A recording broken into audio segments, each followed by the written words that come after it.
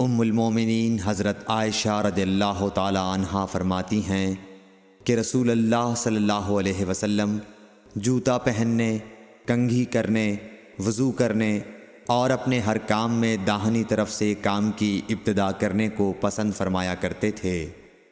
صحیح بخاری حدیث نمبر 168۔ انس بن مالک رضی اللہ تعالی عنہ فرماتے ہیں کہ میں نے رسول اللہ صلی اللہ علیہ وسلم کو دیکھا کہ نماز عصر کا وقت آ گیا۔ لوگوں نے پانی تلاش کیا، جب انہیں پانی نہ ملا تو رسول اللہ صلی اللہ علیہ وسلم کے پاس ایک برتن میں وضو کے لیے پانی لایا گیا۔ رسول اللہ صلی اللہ علیہ وسلم نے اس میں اپنا ہاتھ ڈال دیا اور لوگوں کو حکم دیا کہ اسی برتن سے وضو کریں۔ حضرت انس رضی اللہ تعالی عنہ کہتے ہیں کہ میں نے دیکھا کہ آپ کی انگلیوں کے نیچے سے پانی چشمے کی طرح ابل رہا تھا، یہاں تک کہ قافلے کے آخری آدمی نے بھی وضو کر لیا۔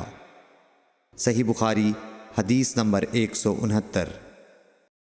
ابن سیرین کہتے ہیں کہ میں نے عبیدہ رضی اللہ تعالی عنہ سے کہا کہ ہمارے پاس رسول اللہ صلی اللہ علیہ وسلم کے کچھ بال مبارک ہیں جو ہمیں حضرت انس رضی اللہ تعالی عنہ سے یا ان کے گھر والوں کی طرف سے ملے ہیں۔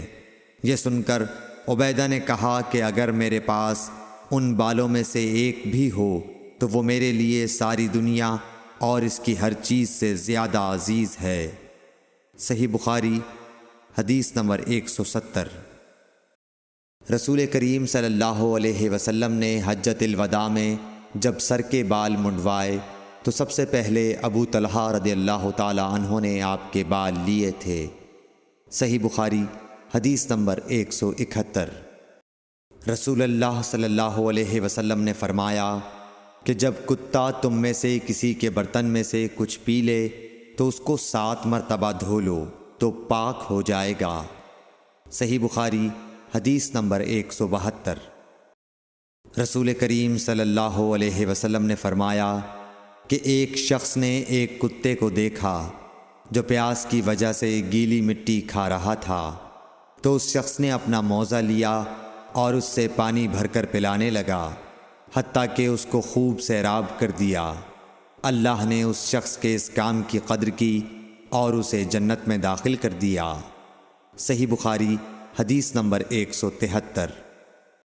رسول اللہ صلی اللہ علیہ وسلم کے زمانے میں کتے مسجد میں آتے جاتے تھے، لیکن لوگ ان جگہوں پر پانی نہیں چھڑکتے تھے۔ صحیح بخاری حدیث نمبر 174۔